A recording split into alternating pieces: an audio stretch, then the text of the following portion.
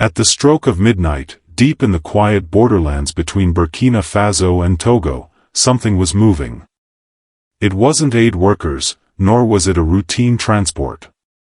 It was a convoy, long, coordinated, and silent, snaking through deserted back roads under the cover of darkness.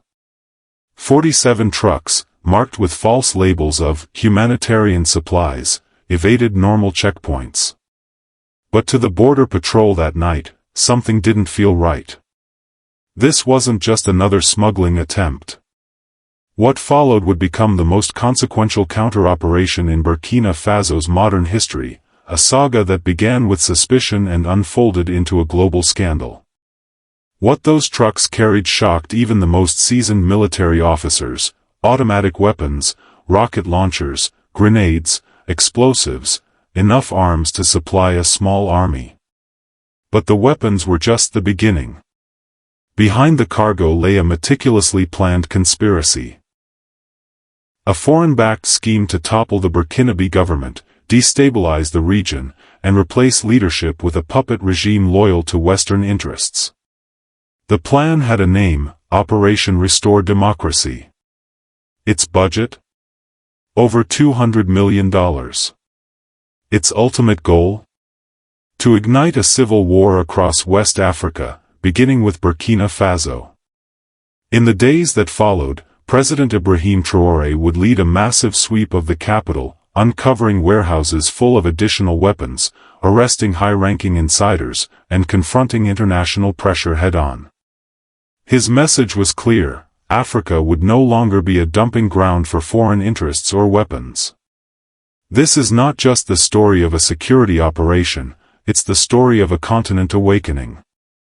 It's about how a young leader stood firm, how a nation refused to break, and how 47 trucks meant for destruction became the catalyst for unity, transformation, and hope.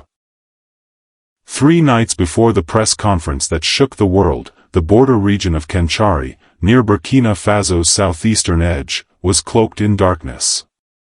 It was just past midnight, a time when the roads are normally still and silent. But that night, something disrupted the calm. Border patrol units noticed an unusual formation of lights moving in the distance. What appeared first as scattered headlights gradually revealed itself to be a massive convoy, dozens of trucks rolling in formation, far from any known trade route.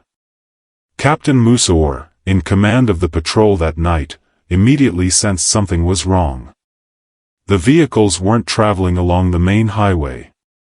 Instead, they navigated remote dirt tracks, typically unused except by smugglers or poachers.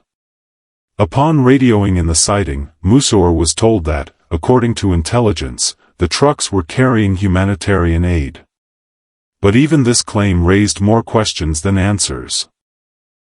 Why move aid supplies at midnight, through deserted paths? He asked his superiors. There was no clear answer. The information quickly climbed the chain of command until it reached President Ibrahim Traoré. Known for his instinctive leadership style and swift decision-making, he made a crucial call within minutes. He contacted Special Forces Commander, General Ibrahim Zerbo. "General," Traoré said with gravity, "we might be looking at something far beyond smuggling. Stop the convoy. But proceed with extreme caution. We don't know who or what we're dealing with." By 2 a.m., the country's elite special forces were already in motion. Helicopters lifted off silently. Surveillance drones were launched, locking onto the convoy from the sky. Units moved to intercept the route ahead, preparing to ambush without raising suspicion. They chose a narrow pass where the trucks would have no room to escape. The operation began just before dawn. At 4 a.m. As the first lights started to break across the landscape, special forces closed the trap. Roadblocks emerged out of nowhere. Armed commandos surrounded the trucks. Drivers panicked, some attempting to flee into the bush, but they were quickly apprehended. Not a single shot was fired. It was swift. Precise. Controlled. But nothing could have prepared the soldiers for what they were about to find inside those trucks. What they saw wasn't food, medicine, or shelter equipment. As the canvas tarps were pulled back, the horrifying truth came into focus: boxes filled with AK-47 assault rifles, M16 carbines, hand grenades, RPGs, sniper rifles, and crates upon crates of ammunition. The supposed humanitarian sacks were merely camouflage. Captain Kabori, one of the officers present, immediately radioed the president. "Nai Tong Thong," he said, his voice heavy with disbelief. "This isn't just smuggling. These are enough weapons to equip an entire army." President Traore did not flinch. "Collect everything. Not a single bullet must disappear. And make them talk. We need to know who sent them." The storm had begun.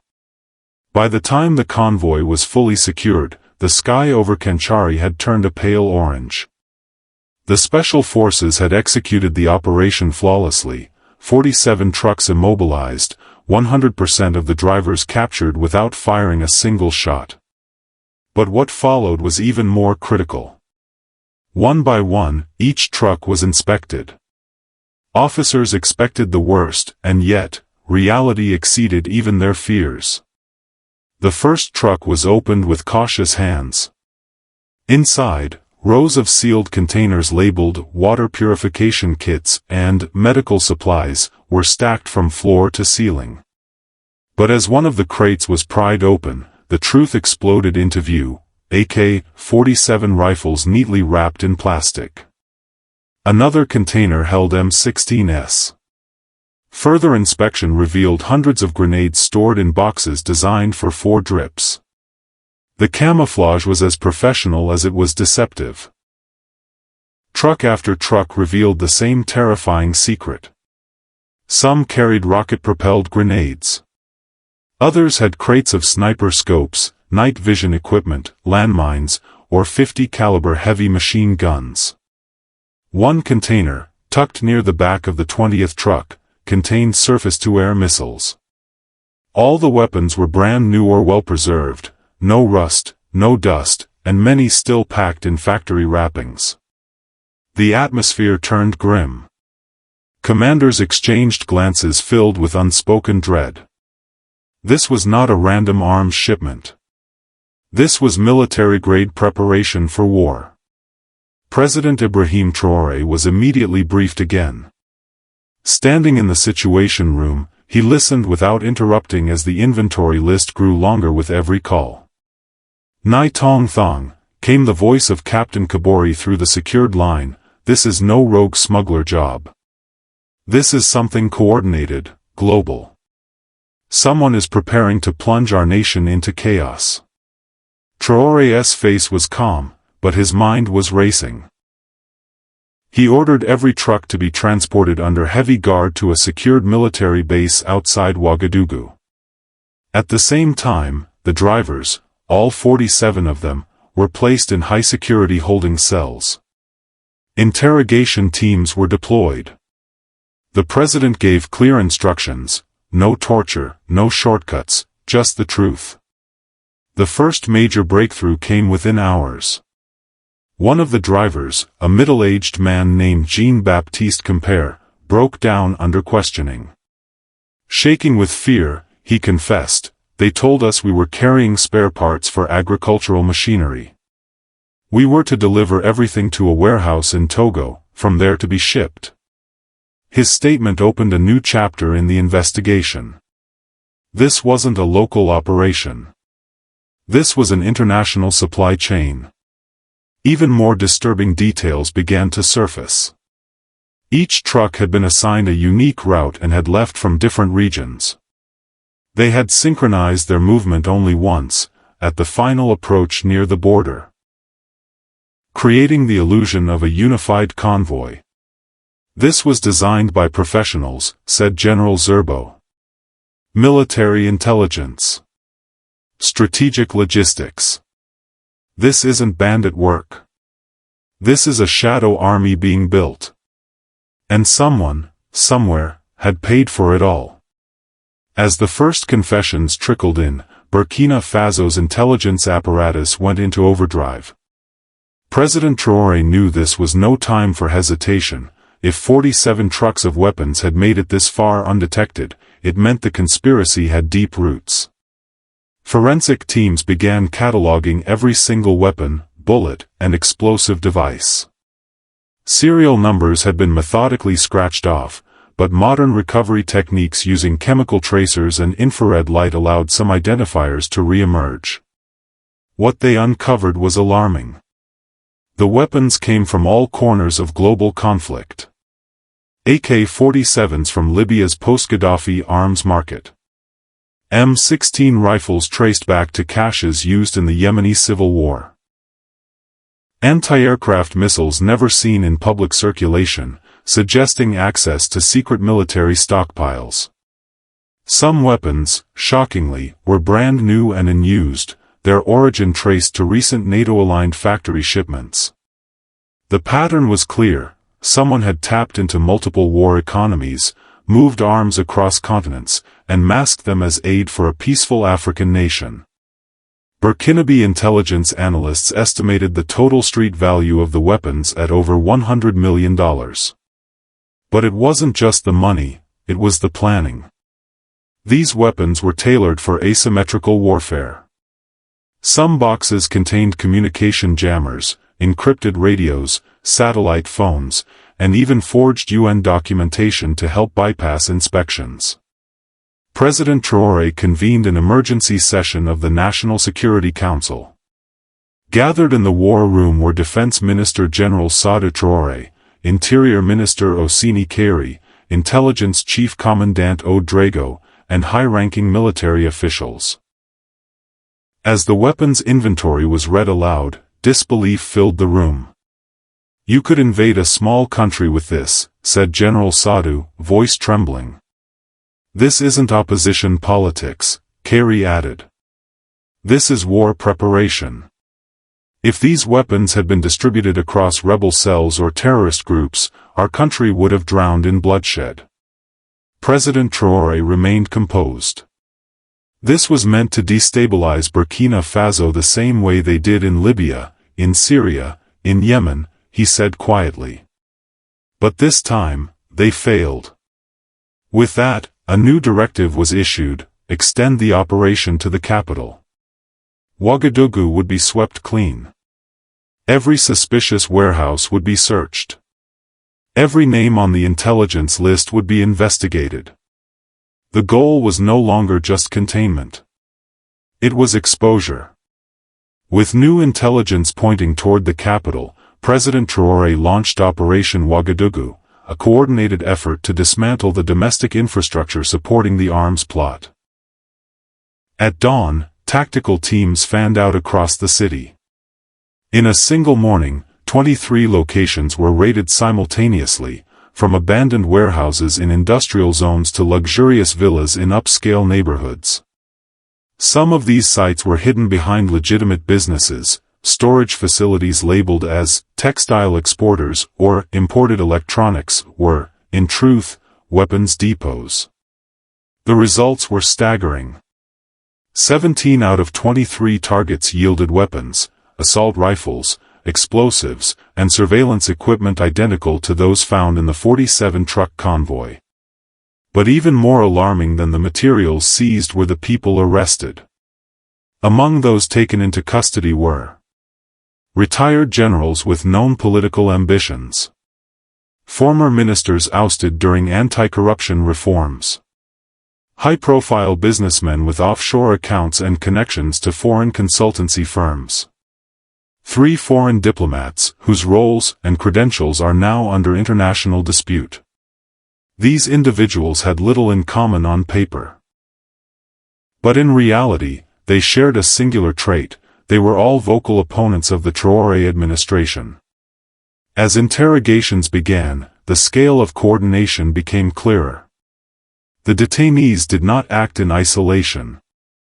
There were communication logs, encrypted emails, and even a draft government framework ready for implementation post-coup. It detailed cabinet assignments, international outreach plans, and policies aligned with foreign commercial interests. This was not a rebellion, said General Zerbo, briefing the president. This was a shadow government, waiting for the signal to activate. President Traore, realizing the psychological impact of transparency, ordered a portion of the seized materials to be publicly displayed. He wanted the people to see what their enemies had prepared. In central Wagadugu, rows of weapons were laid out under tight security. The visual impact was immediate, the people were stunned. Mothers wept. Students shouted in disbelief. They wanted to kill our future, one teenager said, staring at the piles of assault rifles. But the shock quickly turned into resolve. For the first time, many citizens fully grasped the magnitude of the threat they had narrowly escaped. President Traore had not just protected his seat, he had shielded an entire nation from being swallowed into war. As the layers of the conspiracy unraveled, the case reached its most explosive point. Inside one of the private residences raided in Wagadugu, intelligence agents discovered encrypted hard drives and handwritten notes.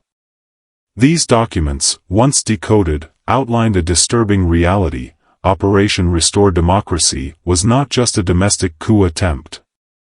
It was an internationally coordinated plan, supported by foreign governments, corporations, and covert operatives. Then came the most stunning turn. François Bongo, a wealthy Burkinabe businessman with connections across West Africa, broke down during interrogation.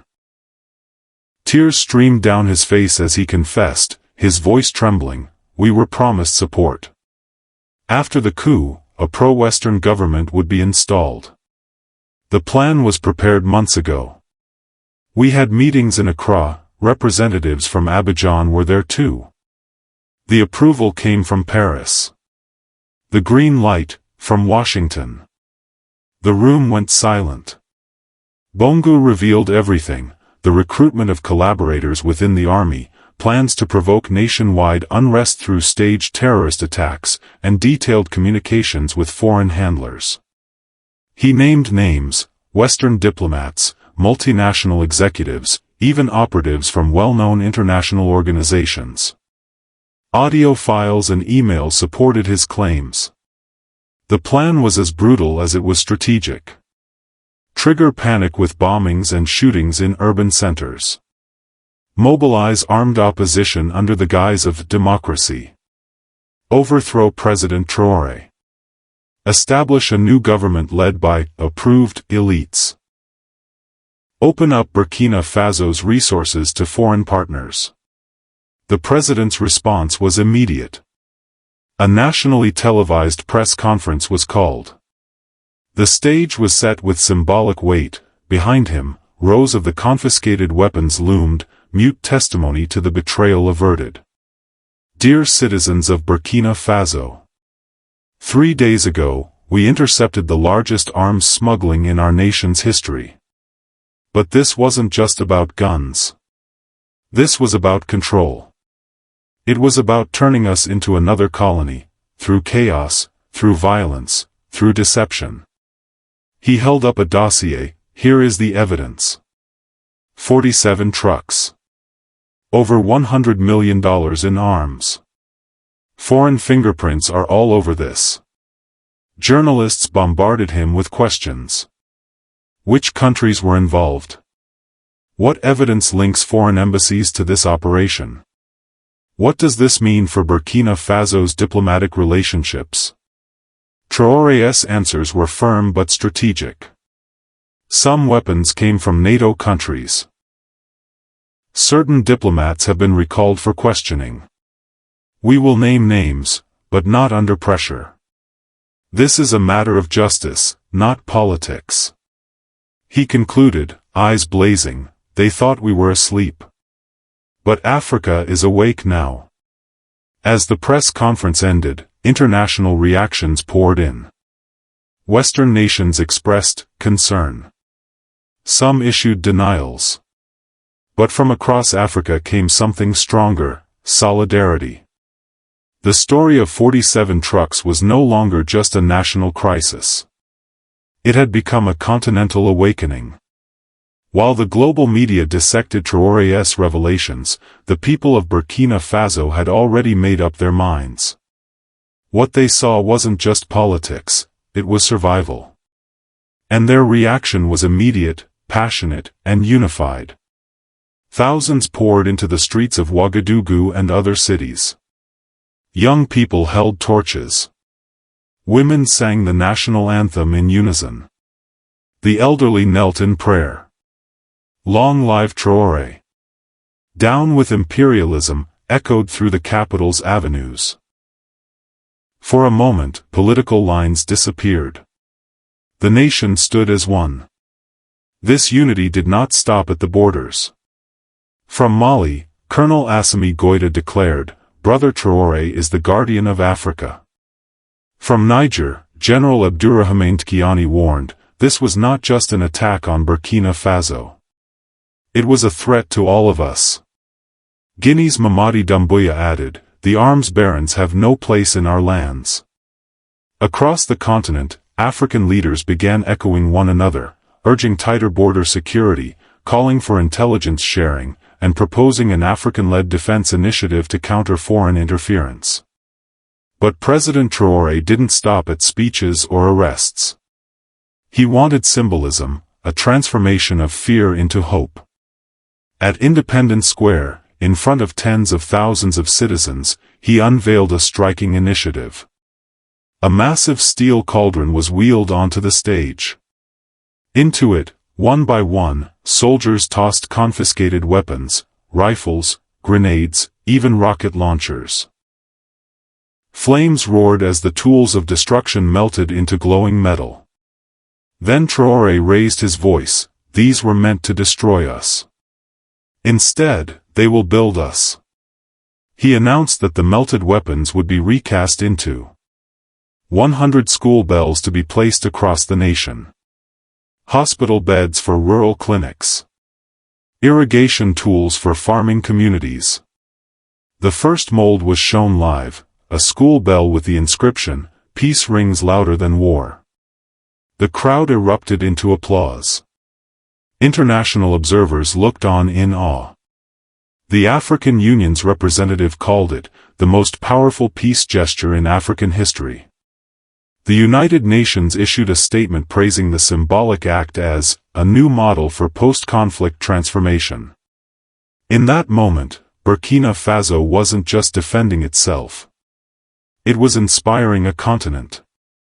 What began as a quiet night patrol near the border became a defining moment in Burkina Faso's history, and, perhaps, in Africa's modern narrative.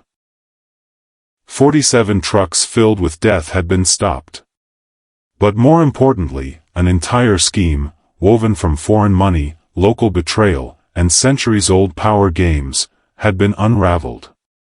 In a matter of days, the Traoré administration dismantled a billion-dollar conspiracy.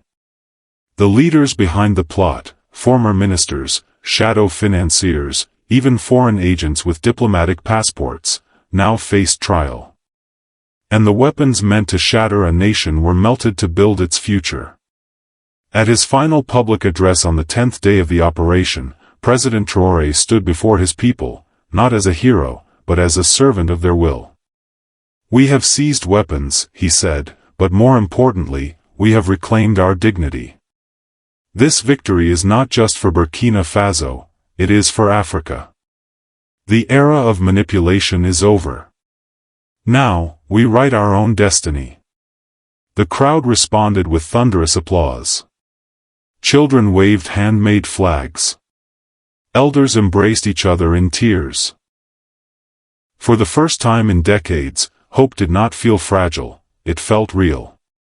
But the president didn't stop there. With transparency as his weapon, he revealed that some of the funds recovered from frozen accounts of the conspirators would be reinvested into national development. 100 new